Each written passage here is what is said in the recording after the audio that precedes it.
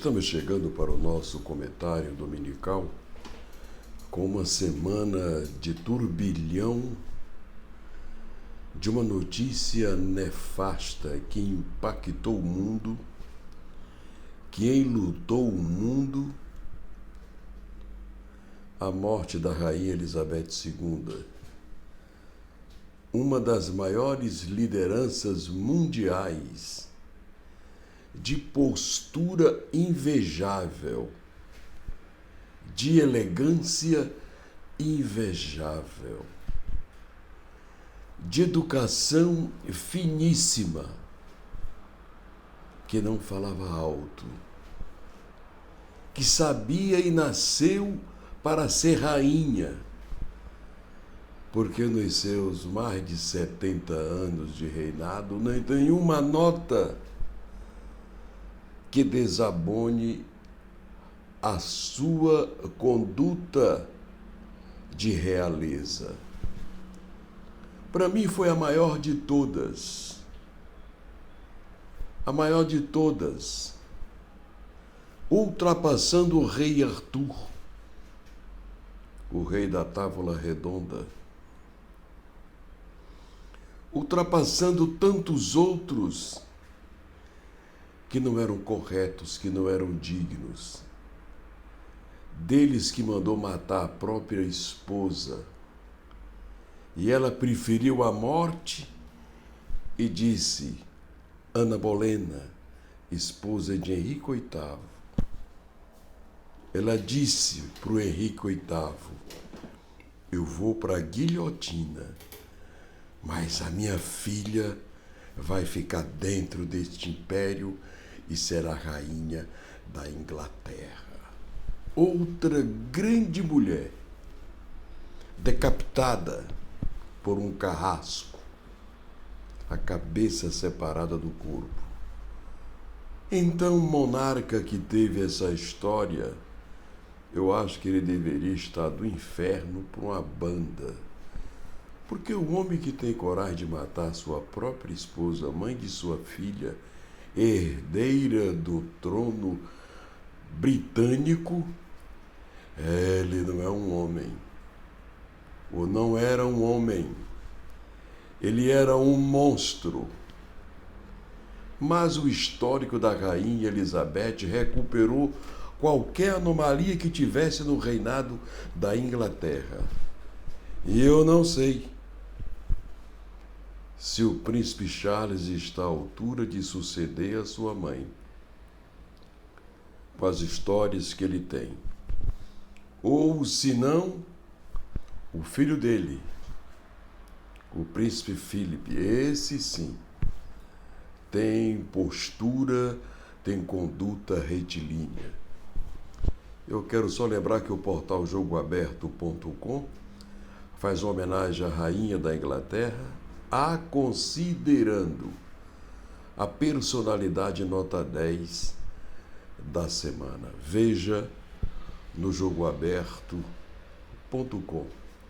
Dito isto, vamos sair da Inglaterra para o Brasil. O Brasil incendiou do dia 7 de setembro para cá. Está pegando fogo. Eu acho que a verdade, ela sempre se sobrepõe à mentira. É como se diz o adágio popular. Ora, como se diz no adágio popular, uma bolha d'água debaixo d'água, ela pode até demorar, mas ela vem à tona. Não tem como não vir. Por isso que as mentiras de pesquisas, e ontem o Datafolha já soltou outra pesquisa cretina juntamente com a Globo do Rio de Janeiro. Gente, isso não é jornalismo. Isso não é jornalismo. Contra números e fatos não tem argumento. O que se viu nas ruas do Brasil no dia 7 de setembro foi uma manifestação popular democrática, cívica, de amor à pátria e de apoio a um cidadão. Por que ele não pode ter apoio popular? Por que aqueles que macularam a nossa história, o nome do nosso país, é que acham que eles é que merecem ter apoio popular? Não. Eu não sei fazer jornalismo de quinta coluna puxando o saco de ninguém. Mas existem políticos no Brasil e algumas autoridades judiciárias dos tribunais superiores de nossa pátria que deveriam ser abolidos da vida pública pela falta de conduta retilínea, de caráter bem formado. Eu não vou citar nomes.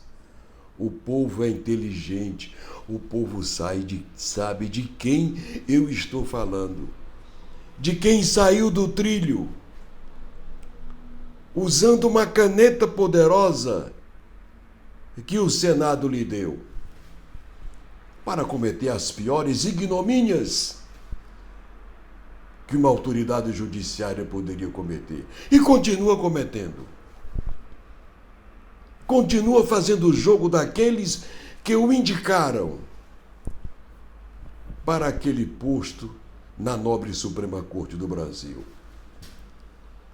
E nós, brasileiros, não podemos criticar. Não, que é isso? Não, critiquem. Liberdade de expressão é um direito prorrogado a nós pela nossa democracia, pela nossa Constituição Federal. O que você não pode é difundir, divulgar a mentira. Mas você tem, com a dignidade de cidadania de brasileiros que somos, analisar o comportamento de parte da imprensa marrom do nosso país. Isso não é jornalismo que a gente vê. Analisar o comportamento de certas autoridades judiciárias que saem do trilho estupidamente, talvez pensando que o povo seja tão imbecil quanto ele. E pratica idiosincrasias terríveis que, para quem tem dignidade, caráter retilíneo. A indignação minha é forte, mas com razão. Porque não dá mais para suportar tanta ignomínia, tanta falta de dignidade edificante, especialmente àqueles que ocupam cargos de confiança lhes garantido pela sociedade brasileira, que é representada pelo Congresso Nacional, em especial pelo Senado. Mas o Senado também tem poltrões que não têm dignidade elevada e nem dignificante para se posicionar em defesa do direito, da honra, da elevada honra, da subida dignidade, na defesa dos interesses maiores de nossa pátria. Pena que o Congresso Nacional não tem mais os líderes como Carlos Lacerda, como Paulo Brossard de Oliveira Pinto, como Teotônio Vilela, como Tancredo de Almeida Neves, como Pedro Simão. O Congresso Nacional hoje é um entulho de pessoas, a maioria sem caráter retilíneo, até aqueles que comandam a mesa. Nem todos ali estão à altura de conduzir os trabalhos da mais importante casa que representa o povo brasileiro, o Senado da República. Esse presidente do Senado, para mim, é um poltrão mineiro.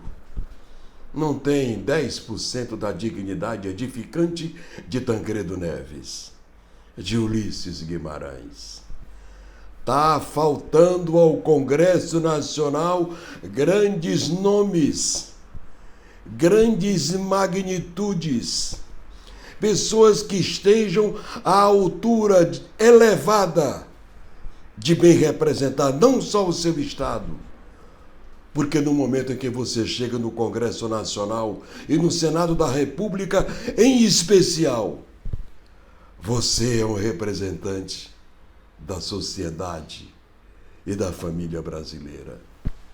Mas alguns ali chegam através do money, de dinheiro, roubado ou desviados, patrocinados por marginais que usam o poder para se locupletar e para eleger malandros do colarinho branco, corruptos, a maioria se elegendo com lobbies das emendas impositivas, vergonhosamente impositivas.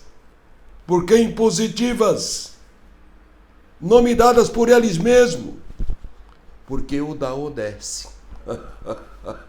Ou dá o dinheiro das emendas impositivas, ou a gente não vota. Esse é o Congresso Nacional do Brasil. O povo deveria ir para a rua, como foi no 7 de setembro em Brasília, pedir para destituir de cargos públicos autoridades judiciárias e políticos do Congresso Nacional, que não estão à altura de representar a digna e nobre, humilde e sofrida população brasileira. Desculpem, mas eu hoje cheguei com muita indignação. Isso é uma coisa que eu fiz a vida inteira, eu já fui parlamentar. Eu já fui melhor orador da casa que eu representava o povo no meu estado. Eu fui 2 vezes primeiro suplente de deputado federal, mas ninguém me convocou, ninguém me ajudou, com medo de que eu chegasse em Brasília.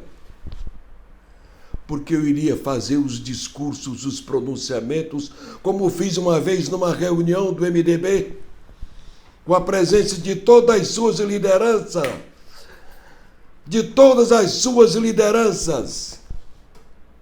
E eu mudei todo o curso da reunião e daquele encontro, que seria apoiar o presidente Itamar Franco.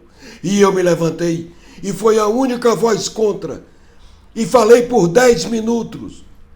10 minutos, e consegui virar todo o plenário do MDB, e no dia seguinte eu fui manchete em todos os jornais do Brasil, não permitindo que a bandeira do PMDB fosse hasteada em favor de Itamar Franco, sem que ele, primeiro, conversasse, dialogasse, negociasse com a alta cúpula do PMDB. O PMDB que a gente tinha acabado de herdar de Ulisses Guimarães, que deixou saudades até hoje. Gente, eu tinha que fazer esse comentário. Desculpem a exaltação. Mas pena que o Congresso Nacional não tenha mais nenhum orador na Câmara Federal, nenhum orador no Senado da República que esteja à altura deles, até com jeitos afeminados, de voz fina, que é a coisa mais nojenta que tem naquele Senado.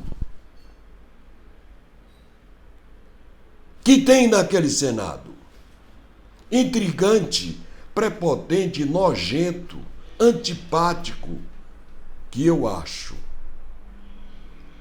que aquele rapaz não poderia estar ali. Vocês sabem de quem eu estou falando? Um senador de voz fina e de trejeitos femininos. Eu fiz todo esse preâmbulo para dizer: acabou a canalice.